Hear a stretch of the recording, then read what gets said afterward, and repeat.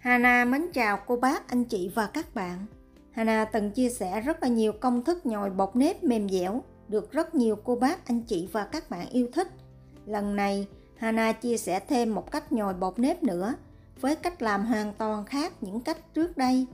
Hôm nay mình sẽ làm một món bánh vô cùng ngon, theo cảm nhận của Hana, ăn ngon hơn cả bánh ít trần. Bây giờ xin mời cô bác, anh chị và các bạn cùng làm với Hana nhé. Trước tiên mình sẽ đi chuẩn bị phần nhân. Thịt heo thì Hana sử dụng 100g thịt heo xay. Thêm vào 1/2 muỗng canh gừng cắt nhỏ, 1/2 muỗng canh hành tím băm. Gia vị nêm gồm có 1/2 muỗng cà phê đường cát, 1/4 muỗng cà phê bột nêm gà, 1/2 muỗng cà phê dầu hào, 1 muỗng cà phê nước tương. Mình sẽ trộn đều tất cả các nguyên liệu này lên và để qua một bên. Một nguyên liệu không thể thiếu trong công thức này đó là củ cải trắng. Hana sử dụng 400g củ cải. Sau khi bào vỏ, rửa thật sạch. Cắt củ cải ngắn khoảng 7cm, sau đó bào sợi.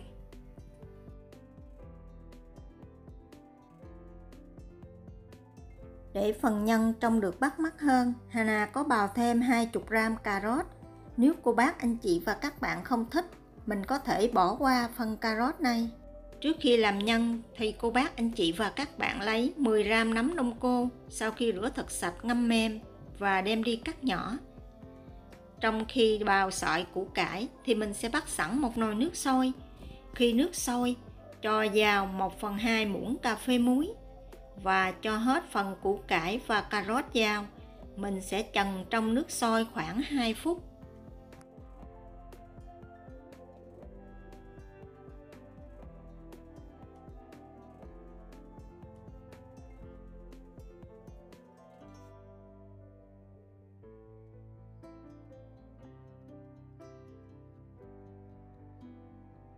Sau 2 phút thì mình vớt phần củ cải này cho vào thau nước và để khoảng 5 phút cho nguội bớt.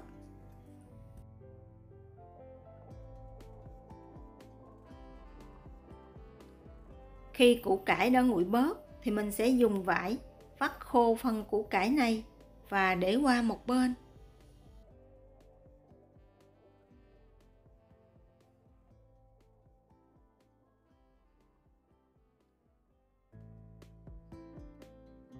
Khi vắt củ cải xong, cô bác, anh chị và các bạn nhớ giũ cho phần củ cải này tơi ra để một chút mình trộn nhân cho dễ.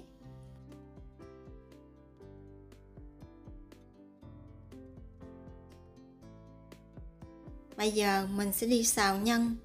Đun nóng một muỗng canh dầu ăn. Khi dầu nóng cho vào 1/2 muỗng canh hành tím băm. Phi cho tới khi hành vàng và thơm. Tôm khô thì Hana sử dụng tôm loại nhỏ, mình chỉ cần rửa thật sạch để ráo nước. Cho vào xào cho tới khi tôm có mùi thơm thì cho nấm vào, xào thêm khoảng 1 phút nữa. Nếu cô bác, anh chị và các bạn sử dụng tôm loại lớn hơn, mình nhớ cắt nhỏ ra. Phần tôm nhỏ nên Hana không có ngâm, vì mình ngâm tôm sẽ mất mùi, ăn không ngon. Khi xào xong nấm và tôm thì mình sẽ cho ra ngoài dĩa và để qua một bên. Cho chảo trở lại bếp, thêm một muỗng canh dầu và đun nóng. Khi dầu nóng, cho hết phần thịt mình ướp lúc nãy vào, xào cho tới khi thịt chín hoàn toàn.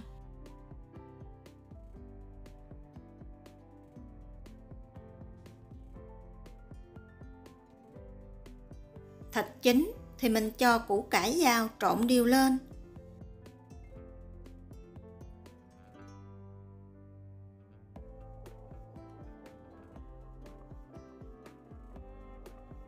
Trộn đều thịt và củ cải xong thì nêm vào một muỗng cà phê nước tương. Cô bác, anh chị và các bạn có thể nêm theo khẩu vị gia đình của mình.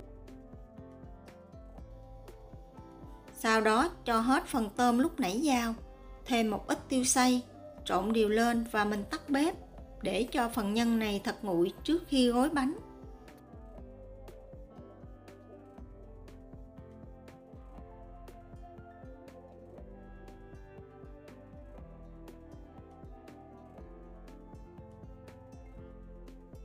Xong phần nhân thì mình sẽ đi chuẩn bị phần bột. Bột thì Hana sử dụng 68 gram bột mì đa dụng. Với bất kỳ công thức nào trước khi làm bánh, Hana đều phải rây bột cho bột được mịn, giúp bánh của mình được mềm xốp hơn. Bắt một cái son nhỏ lên bếp, cho vào son 185 ml nước. Thêm vào 1/4 muỗng cà phê muối, khuấy đều lên và nấu cho phần nước này sôi.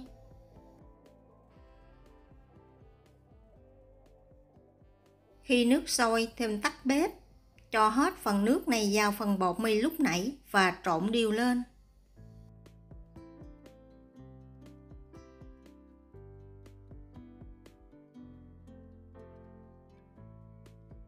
Khi trộn đều phần bột mì và nước sôi xong thì rây vào 250 gram bột nếp.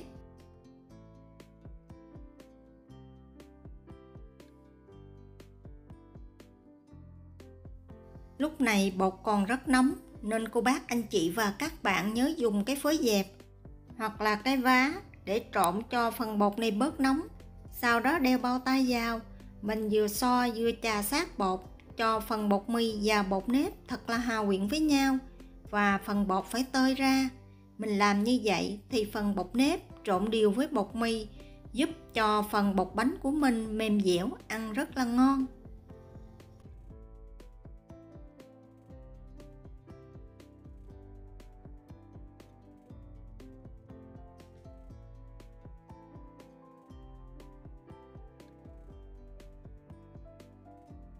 Sau khi trộn xong bột nếp và bột mì, mình sẽ cho nước vào từ từ để nhồi. Phần nước thì Hana sử dụng 125 ml nước ấm khoảng 60 độ C. Thêm vào nước 1 muỗng canh đường cát, khuấy đều lên. Sau đó cho từ từ phần nước ấm này vào bột và nhồi cho tới khi bột thành một khối dẻo mịn. Phần nước này có thể tăng hoặc giảm tùy theo độ hút nước các loại bột mà cô bác, anh chị và các bạn sử dụng.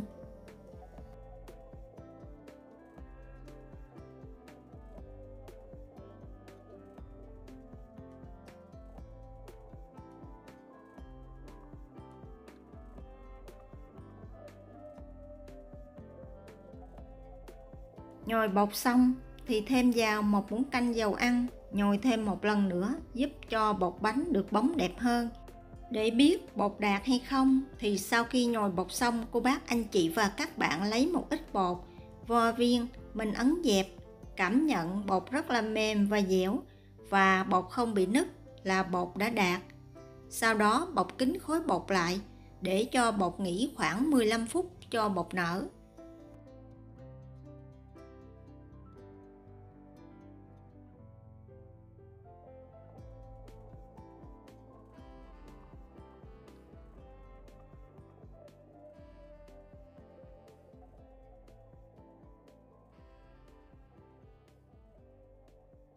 Sau 15 phút thì mình sẽ cho khối bột ra bàn, nhồi sơ một lần nữa giúp cho bột bánh được mềm dẻo và ngon hơn. Mỗi viên bánh thì Hana lấy ra khoảng 35 gram bột. Với 35 gram bột mình dùng khoảng 1 muỗng canh nhân. Phần tạo hình thì cô bác, anh chị và các bạn nhìn trên màn hình giúp Hana nha. Hana cảm ơn. Với công thức này mình làm khoảng 15 tới 18 cái bánh. Cô bác, anh chị và các bạn mình bọc nhân 15 cái thôi, vì phần bột mình còn đi tạo hình hoa. Khi nào tạo hình hoa xong 15 cái bánh còn dư bột, mình mới bắt đầu đi làm bánh tiếp. Mỗi lần tạo màu cho hoa thì cô bác, anh chị và các bạn mình lấy chỉ cần khoảng 10 gram bột thôi, thiếu thì mình làm nữa, kẽo một chút, một cái thiếu một cái dư.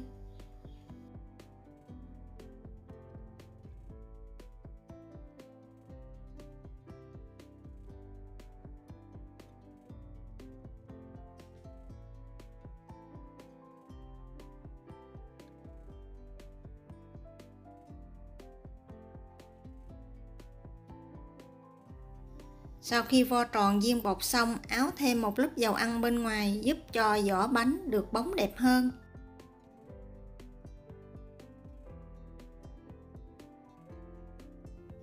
Bột bánh rất là bóng đẹp và vô cùng mềm dẻo. Phần tạo hình thì cô bác, anh chị và các bạn có thể tạo hình giống như cách Hana đang làm. là mình dùng 2 mặt phẳng để ép 4 cạnh tạo góc vuông. Nếu cô bác, anh chị và các bạn có khuôn giống như của Hana thì mình dùng khuôn. Hoặc là mình có thể tạo hình tùy ý theo cô bác, anh chị và các bạn.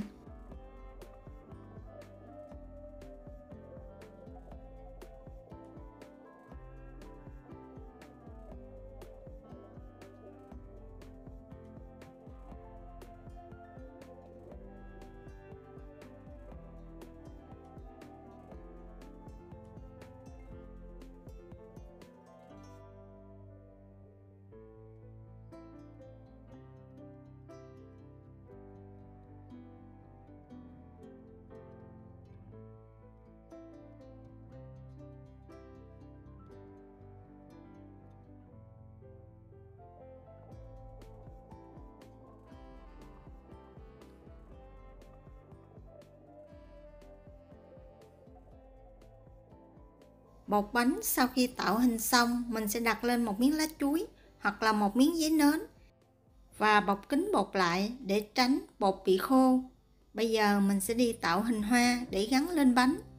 Phần hoa và màu thì tùy ý cô bác, anh chị và các bạn chọn bất cứ loại mẫu hoa nào mà mình thích, không nhất thiết giống như của Hana.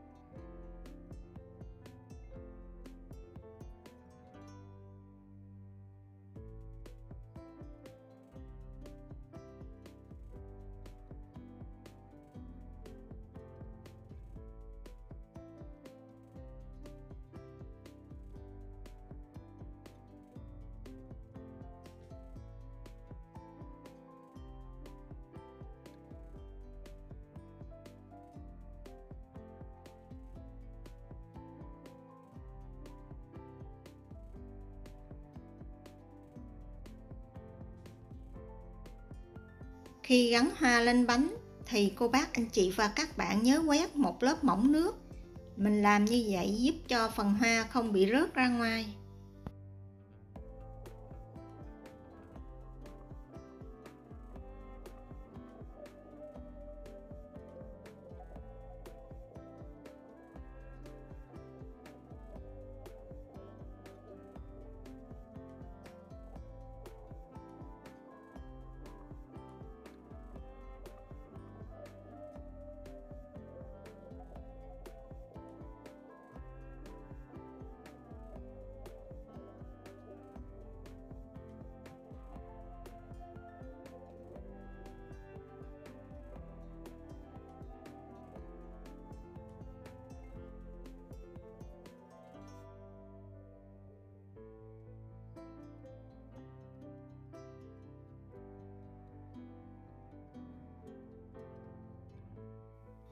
Trong khi tạo hình bánh thì mình nhớ bắt sẵn một xửng nước sôi.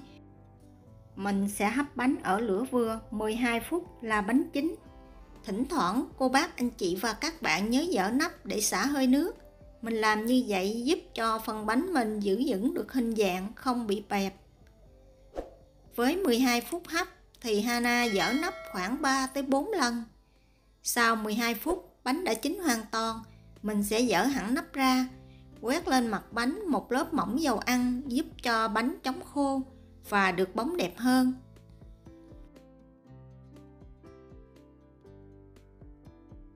Bánh này để càng nguội thì ăn càng ngon, vỏ bánh thì rất là mềm dẻo.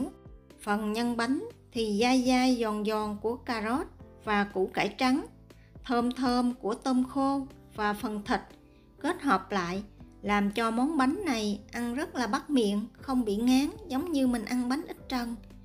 Hy vọng cô bác, anh chị và các bạn thích cách làm này. Nếu thích, nhớ đăng ký ủng hộ kênh của Hana nhé. Hana cảm ơn. Hana kính chúc cô bác, anh chị và các bạn nhiều sức khỏe, nhiều niềm vui và luôn thành công trong cuộc sống. Hana xin chào tạm biệt và hẹn gặp lại vào thứ Bảy.